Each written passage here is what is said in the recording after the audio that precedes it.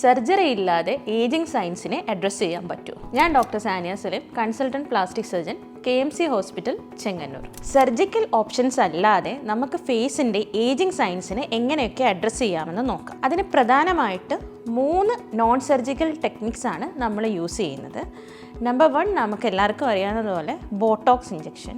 Botox അഥവാ botulinum toxin ഉപയോഗിച്ച് നമ്മുടെ ഫേസസിൽ ഏജിങ്ങിൻ്റെ പാർട്ടായിട്ട് വരുന്ന ഫൈൻ ലൈൻസിനെയും റിങ്കിൾസിനെയും അഡ്രസ്സ് ചെയ്യാൻ പറ്റുന്നതാണ്. ബോട്ടോക്സ് നമ്മുടെ ഫേസിലെ ഏതൊക്കെ റീജിയനിലുള്ള റിങ്കിൾസിനെയും ഏജിങ് സൈൻസിനെയും അഡ്രസ്സ് ചെയ്യുമെന്ന് നോക്കാം. നമ്പർ 1, നമ്മുടെ ഫോർഹെഡിൽ വരുന്ന റിങ്കിൾസ്. ഫോർഹെഡ് റിങ്കിൾസ് അഡ്രസ്സ് ചെയ്യാനായിട്ട് നമുക്ക് ബോട്ടോക്സ് ഇഞ്ചക്ഷൻ യൂസ് ചെയ്യാവുന്നതാണ്.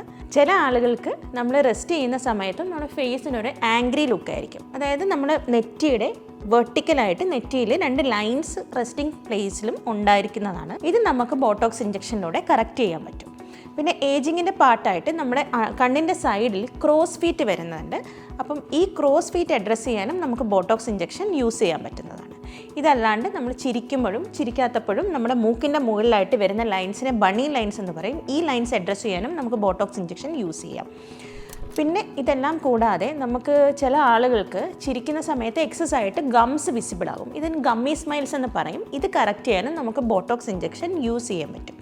ബോട്ടോക്സ് വളരെ സേഫ് ആയിട്ടുള്ള FDA അപ്രൂവ്ഡ് ആയിട്ടുള്ള ഒരു ഇഞ്ചക്ഷൻ ടെക്നിക്കാണ്.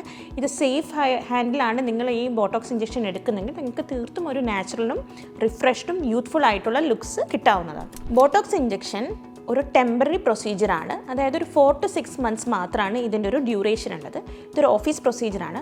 20 minutes കൊണ്ട് വന്ന് നമുക്ക് പ്രൊസീജിയർ ചെയ്ത് പോകാൻ പറ്റുന്നതാണ്.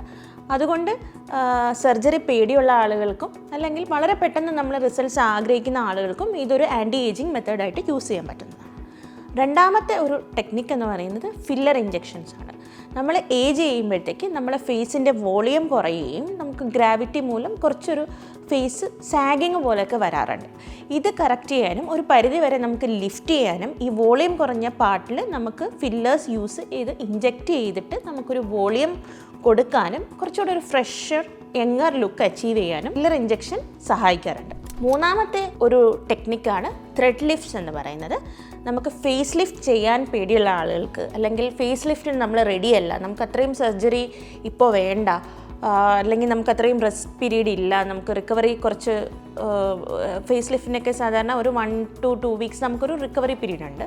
അത്രയും ടൈം നമുക്കില്ല എങ്കിൽ നമുക്ക് ചെറിയ രീതിയിലുള്ള സാഗിങ് ഒക്കെ ആണെങ്കിൽ ത്രെഡ് ലിഫ്റ്റ് വഴി നമുക്കത് കറക്റ്റ് ചെയ്യാൻ സഹായിക്കുന്നതാണ്. ഈ പറയുന്ന 3 ആൻറ്റി ഏജിങ് മെത്തേഡ്സും ഒരു പ്രത്യേകം ഗ്രൂപ്പ് ഓഫ് കാൻഡിഡേറ്റ്സിന് മാത്രമേ നമുക്കത് കൊടുക്കാൻ പറ്റത്തുള്ളൂ. കറക്റ്റായിട്ടൊരു പ്ലാസ്റ്റിക് സർജൻ അല്ലെങ്കിൽ ഒരു ഡെർമറ്റോളജിസ്റ്റിനെ കണ്ട് ഇവാലുവേറ്റ് ചെയ്ത് വിച്ച് പ്രൊസീജിയർ സ്യൂട്ട്സ് യു എന്ന് കറക്റ്റായിട്ട് മനസ്സിലാക്കിയതിന് ശേഷം മാത്രം പ്രൊസീജിയർ ചൂസ് ചെയ്യാൻ ശ്രദ്ധിക്കുക.